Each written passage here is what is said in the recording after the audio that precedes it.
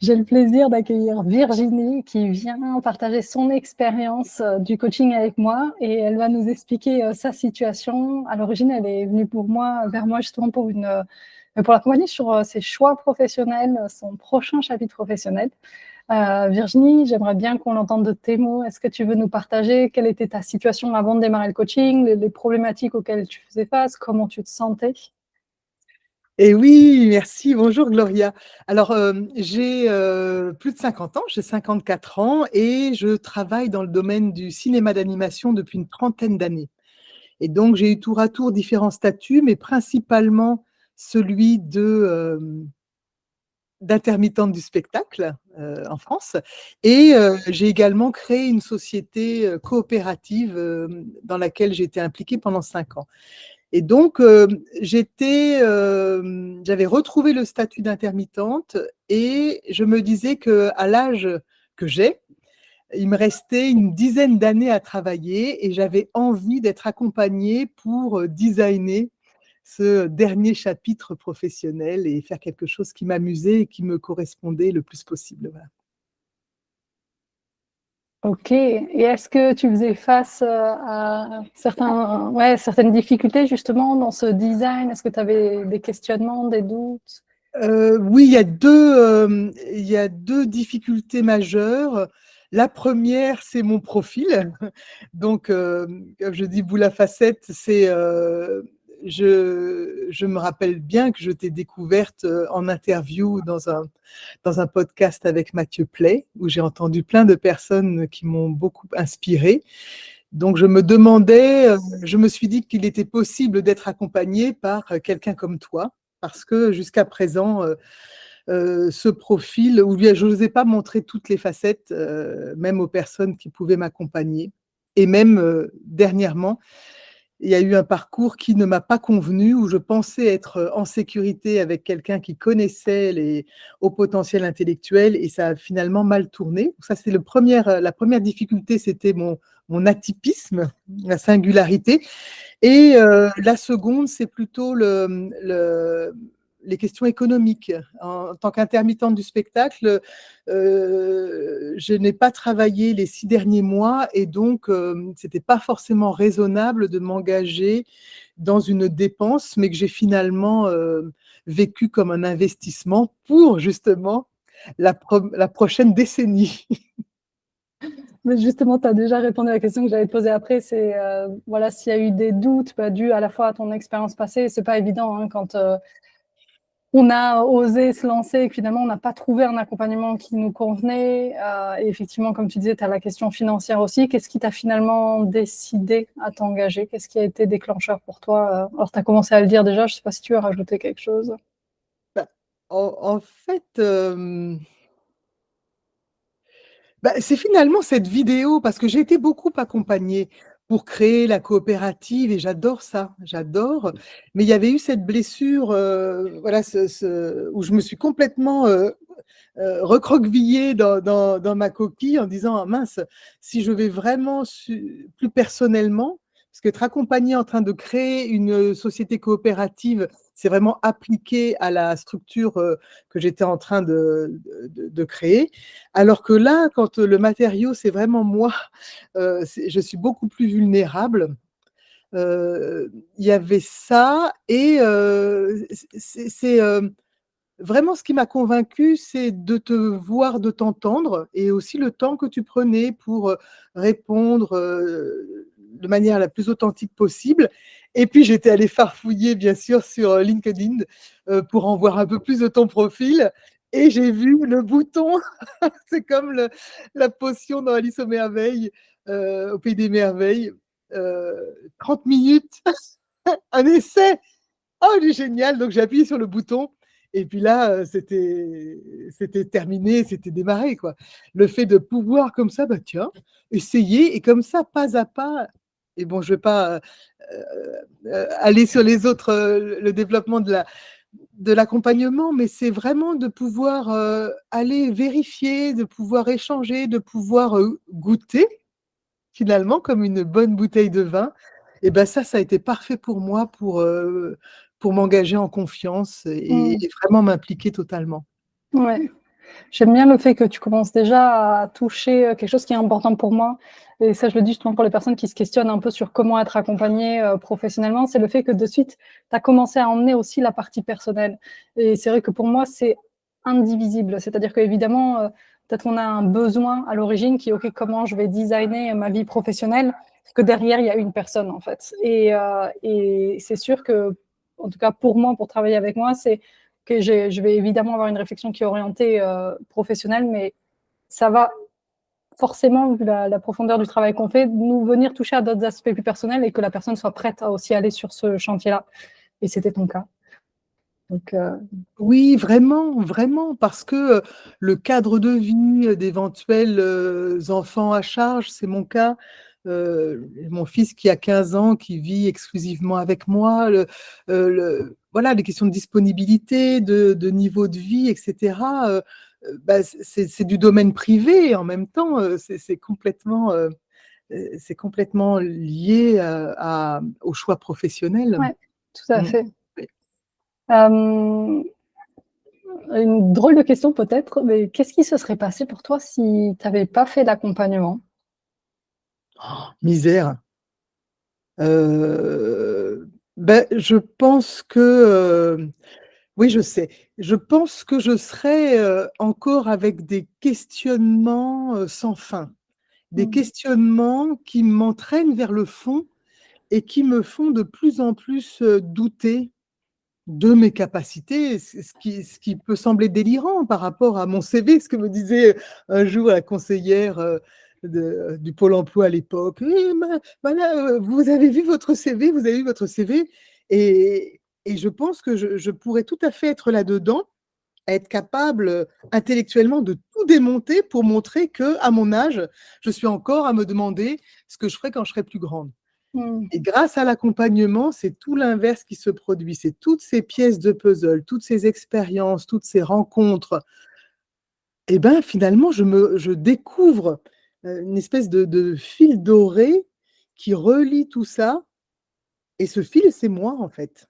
C'est mes choix, c'est mes expériences et donc si j'avais pas eu cette lumière que tu as posée sur mon parcours, sur ma nature, sur mon fonctionnement, je serais encore avec cette espèce d'écheveau tout mélangé à pas m'en sortir, à le démêler et en tirer des conclusions qui m'empêchent d'avancer Ouais, sur mon chemin.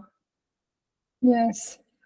Et du coup, tu as commencé à toucher, du doigt ce qui s'est passé pour toi. Est-ce que tu peux nous en dire plus sur justement qu'est-ce qui s'est passé depuis que tu as réalisé, le coaching? Ou oui, alors je peux te dire qu'aussi que dans le bénéfice du coaching, j'ai découvert à mon j'insiste sur mon âge, mais à mon âge, j'ai découvert c'est comme des sous-titres sur mon fonctionnement.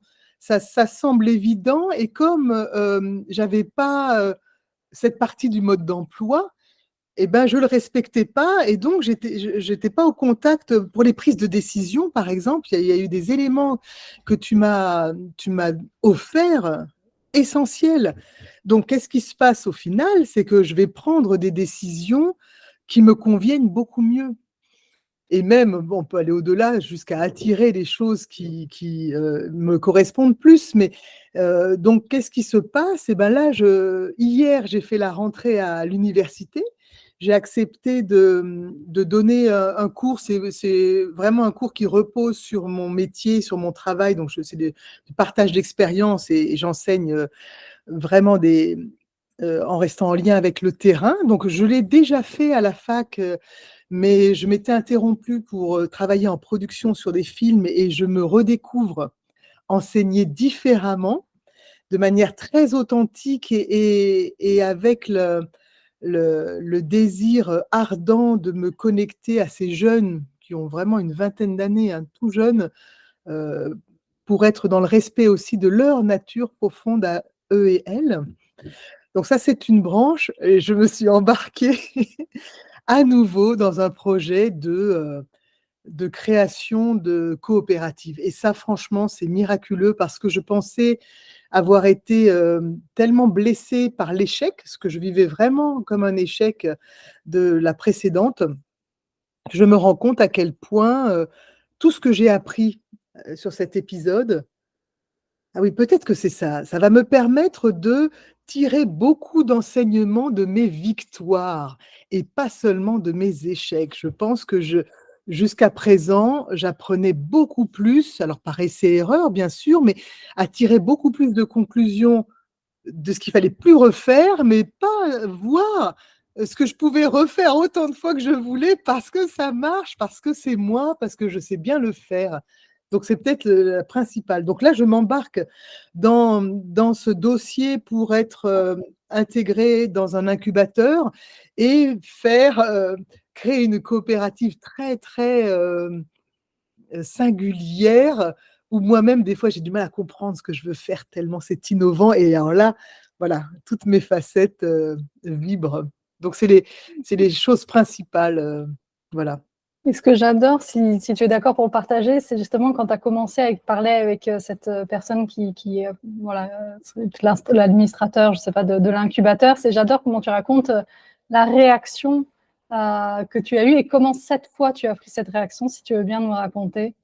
Oui, oui, parce que c'était il y a 5 ans exactement que j'avais monté ce même dossier pour, être admise dans l'incubateur et créer la coopérative, qui était un projet qui me tenait vraiment à cœur et donc je connaissais, cette personne et me voyant arriver comme c'était déjà un projet, assez audacieux, mais vraiment, j'assumais pas du tout d'en être le cœur et d'être vraiment à l'origine de cette idée et cette fois-ci, ça va beaucoup plus loin parce qu'à chaque fois, je cherche un peu les failles, oui, des besoins. C'est d'innovation sociale, donc ça me passionne, conjugué à l'innovation technologique, mais c'est vraiment l'innovation sociale qui me passionne et donc cette fois-ci, quand, la personne en face a commencé à blêmir, à dire, «Ouh, est-ce que c'est possible ça? Mais il faut trouver le modèle économique», à commencer à sortir, les waouh, waouh, waouh, là, c'est quand même trop atypique.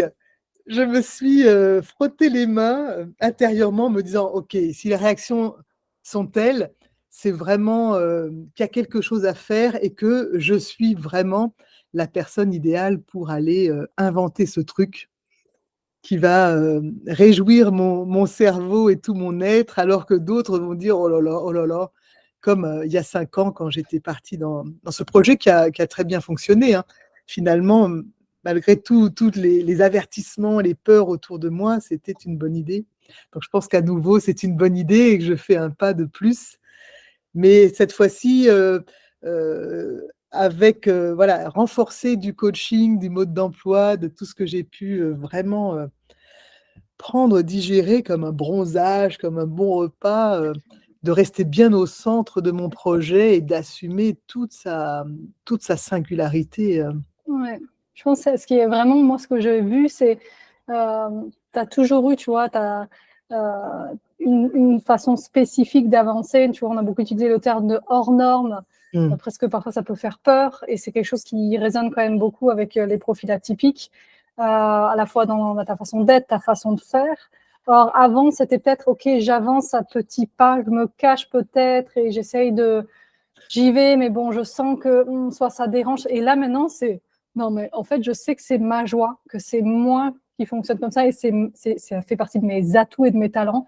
Et maintenant, je suis derrière et je souris quand je reçois un peu des doutes en face. Et ça, c'est ton énergie, elle est totalement différente dans la façon d'accueillir finalement des feedbacks que maintenant c'est ancré. Tu sais que c'est comme ça qu'on réagit face à voilà, cet atypisme et cette singularité et tu l'assumes et tu en ris et tu avances. Mais c'est ce que j'ai bien retenu aussi, même si je souvenir de l'accord Toltec, de ne pas en faire une affaire personnelle, de vraiment laisser le regard et les réactions des gens, leur propre peur, c'est OK, que ça n'entame pas mon énergie, que ça n'entame pas ma détermination, que je sois convaincue de mon truc et si ça convainc pas d'autres, ce que tu racontes, me fait penser, c'est voilà, je me rétrécissais. C'est pas présomptueux non plus, c'est je Non, sais mais pas, complètement. rentrer dans une case, je ne peux pas tenir dans une case. Dans chacune des cases, je peux respecter les règles du jeu. Je suis respectueuse des règles du jeu, du fonctionnement de la société, mais une case ne me suffit pas. Je revois ma fille quand elle avait une dizaine d'années, la chorale de fin d'année, elle a un profil atypique et elle a grandi très vite. Donc à 10 ans, elle était déjà très grande. Physiquement aussi, elle était hors norme.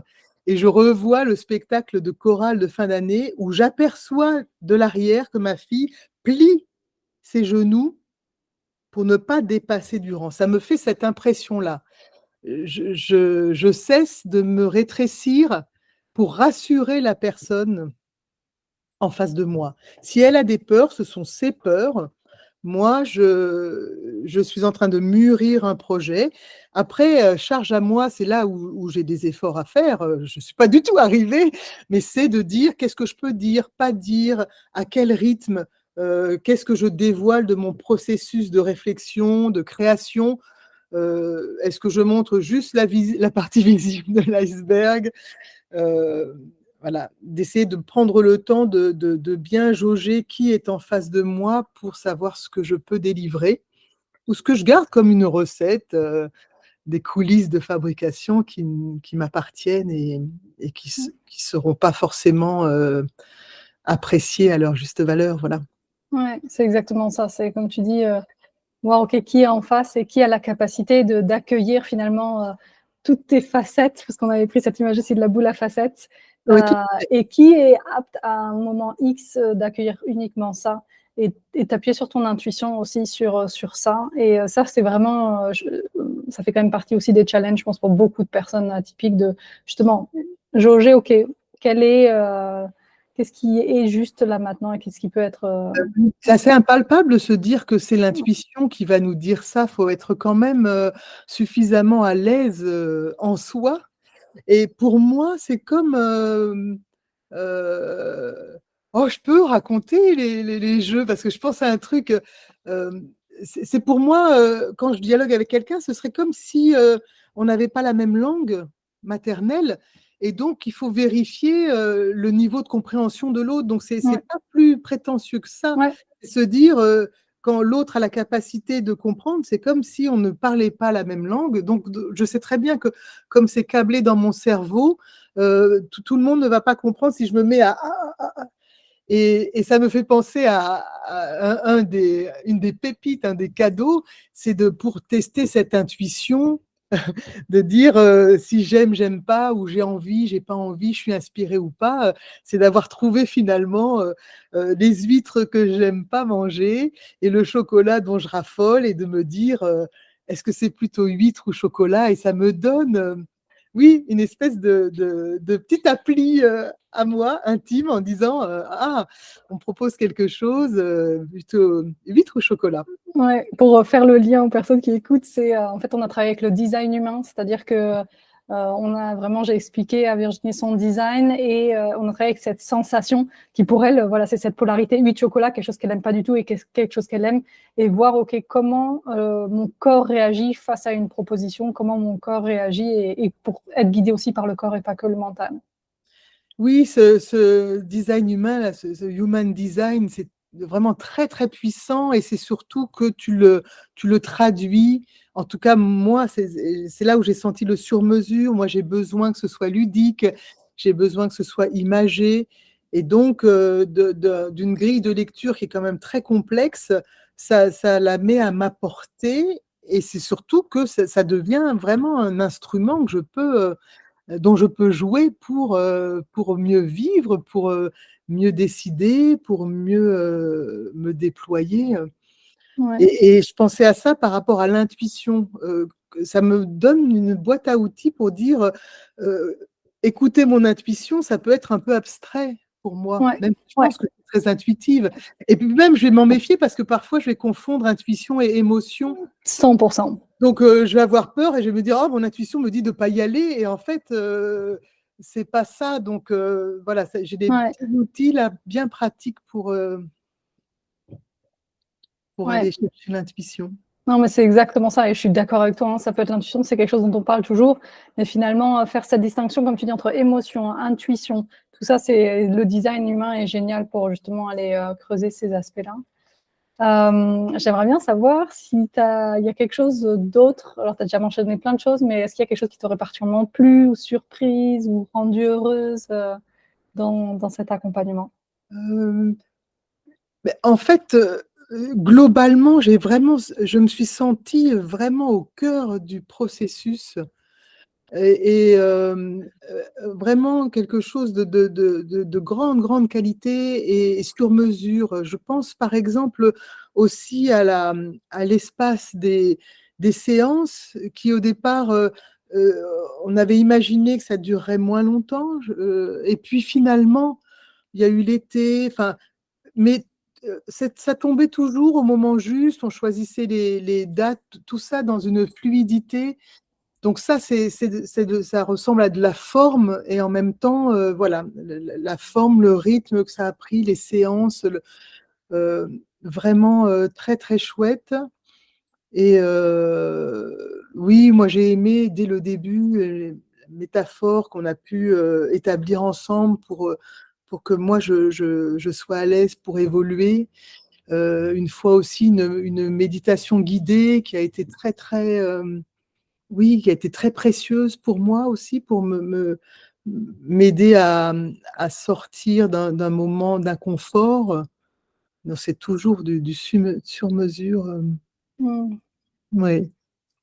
D'être chouette. la personne la plus importante et d'avoir comme ça un tel service, un accompagnement, ça renforce, ça ouvre et gonfle le cœur et ça fait oui, c'est ça qui est formidable, ce cerveau si puissant, ça le met au service, du cœur, ouvert et vibrant, donc ça remet bien les choses dans le bon sens. C'est exactement l'idée. Ouais, ouais. Pour conclure, justement, si quelqu'un, se posait la question: «OK, est-ce que je me lance ou pas?» Qu'est-ce que tu lui dirais par rapport à, ouais, une recommandation finale? Bah, je vais faire exprès, de jouer sur notre différence d'âge pour dire, que, je me suis sentie, maternée, c'est un peu trop fort, mais c'est dans cette période de doute et d'inquiétude qui était la mienne, que ce soit ta douceur et l'impression tellement que tu comprenais comment je fonctionnais, m'a permis vraiment de me déposer, d'être tellement en confiance. Donc pour moi, c'est, plus les doutes sont élevés, plus et même je l'ai dit aussi, hein, financièrement, pour moi, c'était pas forcément le meilleur moment, comme j'avais pas travaillé depuis un moment. Donc pour moi, plus il y a de doutes et d'inquiétudes, plus l'aide sera précieuse et fonctionnera. Voilà. Il fallait ta puissance et ta douceur pour me sortir de ce gouffre c'est le cercle vicieux du questionnement là, quand le hamster, il est même complètement, étourdi dans sa petite roue, donc pour moi, voilà, c'est vraiment un moyen de sortir, le fil d'Ariane, de sortir du labyrinthe de ces pensées, souvent stériles et même, stériles, c'est au mieux, qui peuvent vraiment, faire douter de soi, globalement. Mmh. Plus on doute, plus faut y aller. Et on Ça va rester sur cette phrase finale. Un grand merci Virginie. ah oui, avec plaisir. Merci Gloria.